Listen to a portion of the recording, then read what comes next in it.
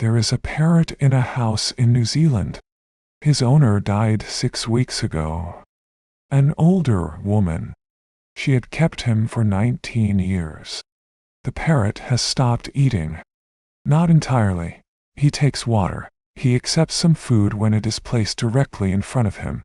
But the active reaching for treats, the enthusiastic morning greeting, the constant commentary that filled the house for nearly 2 decades. Gone. He sits on his perch and calls her name. Not constantly, not every hour, just occasionally, in the evening, when the light through the window looks the way it used to look when she came home. Her name. Nobody in the scientific literature has formally documented this specific bird. His story was shared in an online forum for parrot owners, where dozens of people recognized what they were reading because versions of it had happened to them. And the question that every one of those stories raises is the same question. Is this grief? Here is the honest problem. We don't fully know what grief is. In humans, grief is both a behavioral state, withdrawal, loss of appetite, changed sleep, disrupted routines, and a subjective experience. The awareness of absence, the specific ache of knowing someone is gone and will not return. We can measure the behavioral state in animals. We cannot, not with current science, not with any current method, directly access the subjective experience.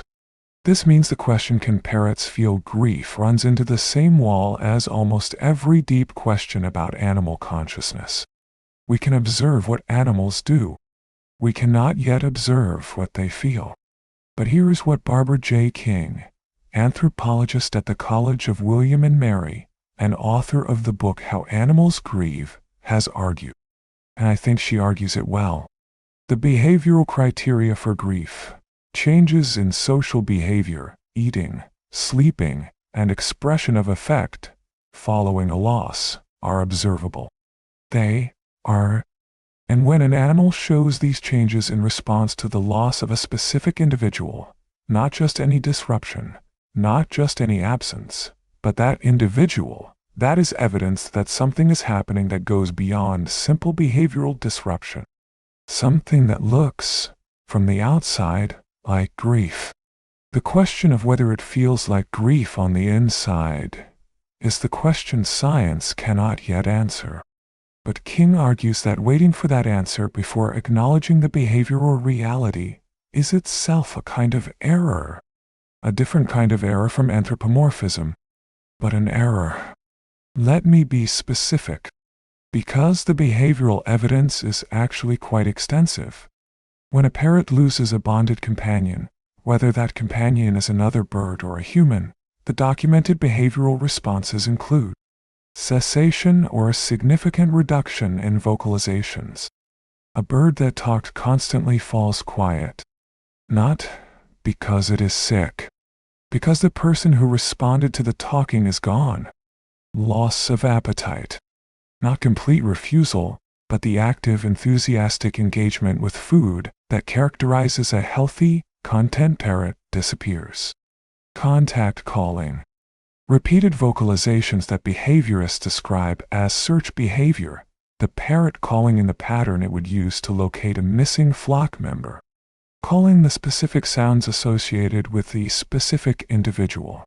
Some parrots call their owner's name for weeks. Withdrawal from interaction.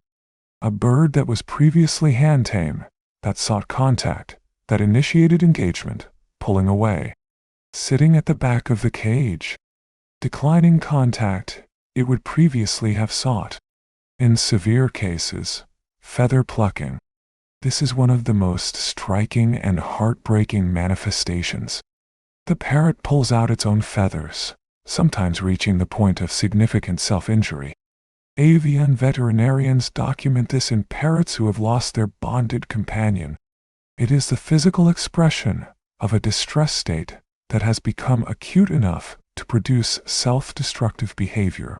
African gray parrots specifically, the species at the center of most of the cognition research in this series, have been documented making what researchers describe as search attempts, vocalizing in the patterns they would use to locate a missing individual, moving through a space as if checking locations where that individual used to be. Are these behaviors grief? King's definition: changes in the survivor's patterns of social behavior, eating, sleeping, and expression of affect following the loss of a companion are the key criteria for defining grief. By those criteria, yes, the behaviors qualify. The research on parrot grief cannot avoid this particular case, even though it is more anecdote than data. When Alex died in September 27, suddenly, unexpectedly, at 31 years old, there were 2 other African gray parrots in Irene Pepperberg's lab. Their names were Arthur and Griffin. Griffin we have met in this series. He's the parrot who passed the 4-cup cognitive test at Harvard. What Pepperberg documented, carefully, with the caution of a scientist who knows that observation is not proof, is that in the weeks following Alex's death, both birds showed behavioral changes. Changes in vocalization, changes in activity level, changes in engagement with the daily routine of the lab. She has not published this as a grief study. The sample size is 2 birds. The conditions are not controlled. She is too careful a scientist to claim more than the data supports. But she has spoken about it in interviews. The birds changed. Something happened in that lab after Alex died that was not just the disruption of a routine.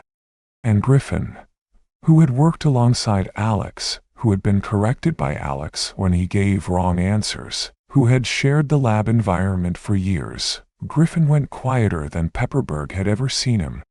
For several weeks.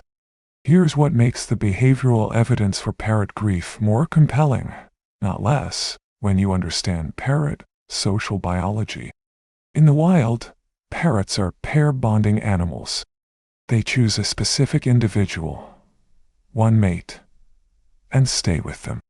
They engage in contact calling with this specific bird across distances. They preen each other.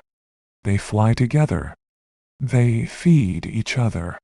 When one member of a bonded pair dies, the survivor faces something specific. Not just a changed environment. Not just the absence of a resource. The loss of the one individual they chose. The loss of the one being who knew their specific contact call, who responded to them specifically, who was weighted differently in their social world than every other being. We documented this in the emotional detection research. The bonded partner's distress registers differently in the parrot's awareness. Their signals are weighted more heavily. Their presence is more important. Their absence, then, would also register differently. The behavioral responses to loss in parrots are not random. They are not equivalent across all losses. Research documenting parrot responses to loss shows that the intensity correlates with the closeness of the bond. A parrot losing its bonded mate or primary human caregiver shows more significant behavioral response than a parrot losing a bird it was housed with, but not particularly bonded to. Grief, if that is what it is, appears to be specific to specific relationships. That specificity matters. I want to be precise about where the science sits. The behavioral evidence for something grief-like in parrots following loss is real. It is documented.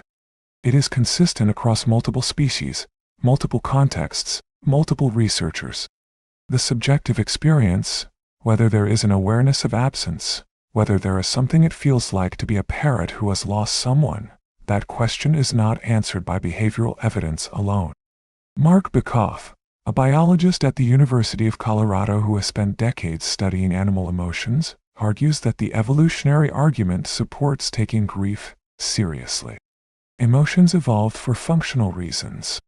Social animals living in tight-knit groups with complex bonds have functional reasons to respond to the loss of specific individuals differently from the loss of strangers. The capacity to register loss, to respond to it, to be changed by it, This is not a luxury. It is the biological expression of the importance of social bonds. A parrot that responds to the loss of its bonded companion with weeks of reduced eating, contact calling, withdrawal, and in extreme cases self-harm, is demonstrating that the bond mattered. The debate about whether that constitutes grief in the philosophically full sense, the kind of grief that requires subjective awareness, is a debate worth having. But it should not prevent us from acknowledging what the behavior shows. Something matters to parrots, and when they lose it, they respond in ways that are specific, prolonged, and in some cases damaging to themselves. If a human showed those responses, we would not hesitate to call it grief. I want to say this directly to anyone who is watching this because they have a parrot who has lost someone, or because they are thinking about what will happen to their parrot when they are gone. The behavioral reality of parrot grief is documented well enough that avian veterinarians take it seriously. Parrots who have lost a bonded companion need attention, routine, and in some cases professional behavioral support. The self-harm behaviors, the feather plucking, the self-mutilation are not metaphorical. They are physically dangerous. If you have a parrot who has lost someone they were bonded to, and you see significant behavioral changes lasting more than a few days, contact an avian veterinarian. Not because your parrot is broken, because they are grieving. And grief, even in birds, can become medically serious if it goes unsupported. The question of whether parrots feel grief in the full subjective sense has not been resolved. But the practical reality of what parrots do when they lose someone they love is not ambiguous. They show it. Back to the parrot in New Zealand. The one who calls her name in the evening, when the light looks the way it used to look when she came home. He cannot tell us what he is experiencing. He does not have the language for it, and we do not have the science for it. The gap between his behavior and our ability to understand his inner life is still wide. But here is what I keep coming back to. 19 years. He lived with her for 19 years. He learned her routines, her voice, her patterns. He built, over nearly 2 decades of daily contact, a model of her that was more detailed, more worn in, more central to his existence than almost anything else in his world. And then, she was gone. The evening light still comes through the window. The sounds of the house are still there. The perch is still there. The food is still there. She is not. And he calls her name. I do not know what that is like from the inside. Nobody does. But I do not think it is nothing. I want to ask something that might be harder than the usual question. If you have lost a parrot, or if your parrot has lost someone they were bonded to, what did you notice? What changed? And if you had a parrot who grieved someone and eventually recovered, how long did it take? What helped? Drop it in the comments. I read every single one. And here is the question I cannot stop thinking about. If we designed a test for grief the way Pepperberg designed a test for logical reasoning, if we built an instrument precise enough to measure what we actually want to know, what do you think we would find? Because I think we have not built that test yet. And I think we are afraid of what it might show. See you in the next one.